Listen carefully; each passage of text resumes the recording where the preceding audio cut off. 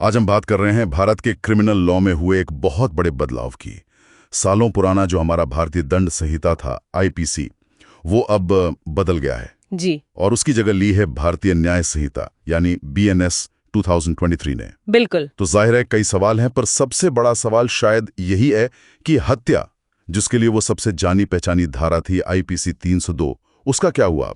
हाँ, ये बहुत ही अहम सवाल है। देखिए, अब हत्या के अपराध के लिए जो नई धारा है वो है भारतीय न्याय संहिता यानी बीएनएस की धारा 101। धारा 101। जी, तो जहां पहले आईपीसी 302 का जिक्र आता था, अब वहां बीएनएस सेक्शन 101 लागू होगा। अच्छा। तो ये बीएनएस की धारा 101 कहती क्या है? मतलब क्या हत्या की परिभाषा बदल गई है या सजा में कोई बड़ा फेरबदल हुआ है? देखिए, मूल परिभाषा वो तो वही है। अगर कोई जानबूझकर इरादे से किसी की मौत का कारण बनता है। इरादे से? हाँ, इरादे से। और सजा भी ऊपरी तौर पर देखें तो वैसी है। क्या है सजा? मौत की सजा या फिर आजीवन कारावास, मतलब उम्र कैद, और साथ में जुर्माना भी लगाया जा सकता है। अच्छा, मौत या उम्र कैद और जुर्माना। तो अगर सजा वही है, परिभाषा वही है, तो फिर ये बदलाव इतना बड़ा क्यों माना जा रहा है? मतलब सिर्फ धारा का नंबर ही तो बदला है। 302 से 101 हो गया। यहीं पर बात थोड़ी गहरी है। देखिए, ये सिर्फ एक नंबर का बदलना नहीं है, ये एक पूरी तरह से नए कानूनी ढांचे का हिस्सा है। एक पूरी नई संहिता लाई गई है। बीएनएस, आईपीसी को हटाकर बीएनएस लाना, ये अपने आप में एक बहुत बड़ा कदम है। हाँ, ये तो है। पूरा एक्ट ही बदल गया। बिल्कुल। और इस नई संरचना का जो मकसद बताया गया है वो है कानूनों को सरल बनाना, आज के समय के हिसाब से ढालना। तो हो सकता है कि भविष्य में इस नए ढांचे के तहत, मतलब कानूनी व्याख्याओं में या सबूतों को कैसे देखा जाता है या सजा सुनाने की प्रक्रिया में धीरे धीरे कुछ बारीक फर्क देखने को मिले। अच्छा। भले ही आज सजा की जो अधिकतम सीमा है वो वही दिख रही हो। और हाँ, एक बात और, बीएनएस 101 में हत्या के इरादे को, जैसे इंटेंशनली या नोइंगली कहते हैं, उसको शायद और साफ तौर पर डिफाइन करने की कोशिश हुई है।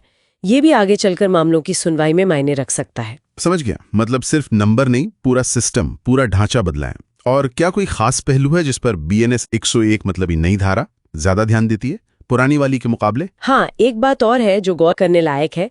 जो जानकारी है उसके मुताबिक बीएनएस इस बात पर ज्यादा जोर देता है कि अगर हत्या बहुत ही क्रूर तरीके से की गई हो, अच्छा, या फिर जो पीड़ित है वो कोई बच्चा हो, मतलब 18 साल से कम, या कोई बुजुर्ग हो 60 साल से ज्यादा, या फिर कोई मानसिक या शारीरिक रूप से अक्षम व्यक्ति हो, तो ऐसी जो परिस्थितियां हैं उनमें अदालतों के पास मौत की सजा देने के लिए एक ज्यादा मजबूत आधार हो सकता है।